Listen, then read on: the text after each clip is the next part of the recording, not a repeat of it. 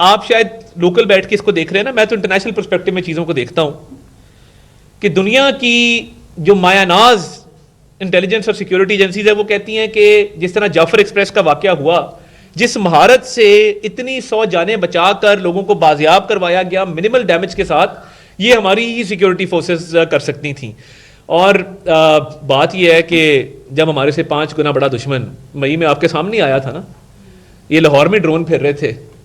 تو جب اس کو منہ توڑ جواب دیا گیا 2 گھنٹے کے اندر گھٹنوں کے بل آ کے اس نے کہا جی میری صلح کروائیں, میں معافی چاہتا ہوں. تو گوریلا وارفیئر کی ہسٹری ہے, میں ہسٹری کا بھی اسٹوڈنٹ رہا ہوں, ہم ہسٹری نہیں پڑھتے. جب گوریلا وارفیئر ہوتی ہے تو گوریلا وارفیئر تھوڑی ٹریڈیشنل وارفیئر سے, کنونشنل وارفیئر سے مختلف ہوتی ہے. گوریلا وارفیئر کے اندر یا پراکسی وارفیئر کے اندر دشمن کھل کے سامنے نہیں آتا, دشمن چھپ کے آتا ہے. اب جو چھپا ہوا دشمن ہے, جو چھپ کے وار کر رہا ہے, پہلے تو اس کی بہادری پہ داد دینا کہ وہ کتنا بہادر ہے کہ وہ چھپا کے آ رہا ہے, وہ ڈر کے آ رہا ہے, وہ خوف کے سائے میں آ رہا ہے.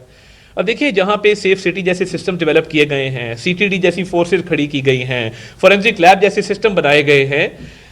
ہمارے پاس اور سیکیورٹی ایجنسیز کے پاس پورا اپریٹس موجود ہے, وہاں پہ مضافات میں واقع ہونا افسوسناک ہے, بالکل ہے, مگر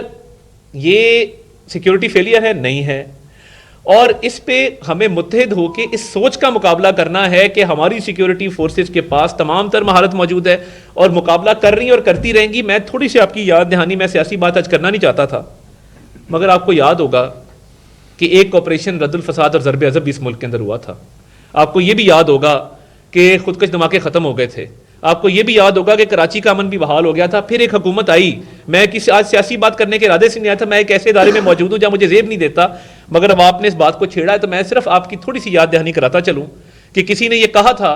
کہ یہ پرامن لوگ ہیں, ہمارے بھائی ہیں, ان سے ہمیں بات چیت کرنی چاہیے, اور ان کو سیٹلڈ ایریاز میں لا کے بسایا گیا تھا. اسی سوچ نے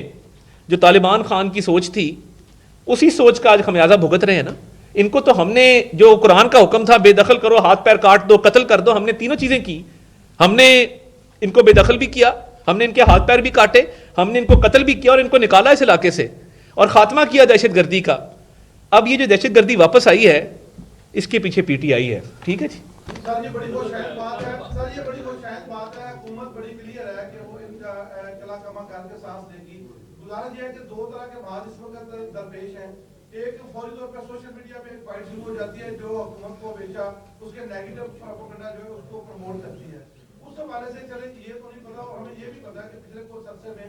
جو حکومت نے یا اداروں نے جو ان کے کارروائیاں ناکام کی ہیں وہ بھی بہت سیاسی ہیں, ان کو رجسٹرڈ ہوئی اور ناکام ہوئی ہیں تو لوگوں کو سے علم نہیں ہے. یہ بتائیے کہ سر یہ فوری جو پراپرٹا شروع ہو جاتا ہے وہ تو آپ کے سامنے, اس کا ابھی تک کیوں نہیں کچھ سدے بات پراپر ہو سکا, اور بلوچستان اور اس میں کتنی مماثلت ہے, اور کتنی دیر تک آپ جو کہہ رہے ہیں کہ آپ کے پاس بہت انفارمیشن ہے, تو کتنے دنوں میں آپ سارے کہہ دیکھیے میں اگلے 48 گھنٹے میں انشاءاللہ بہت ساری انفارمیشن آپ سے شیئر ہو جائے گی. یہ وزارت داخلہ محسن نقوی صاحب پوری طرح متحرک ہیں, وزیر اعظم صاحب کو اپڈیٹ کیے ہوئے ہیں, اور اس حملے کے حوالے سے مکمل طور پہ تمام تفصیلات لی جا رہی ہیں. دیکھیے جہاں تک بلوچستان کا تعلق ہے تو وہ بی ایل اے کے فتنہ الہندوستان کے فنڈڈ لوگ تھے, اور بہت جلد ان کا مقابلہ کر کے تو وہ وائنڈ اپ کیا گیا آپریشن, اور بڑے نقصان سے ہم بچ گئے الحمدللہ. یہ جو واقعہ ہوا ہے یہ ون آف ایک سوسائڈ بامبر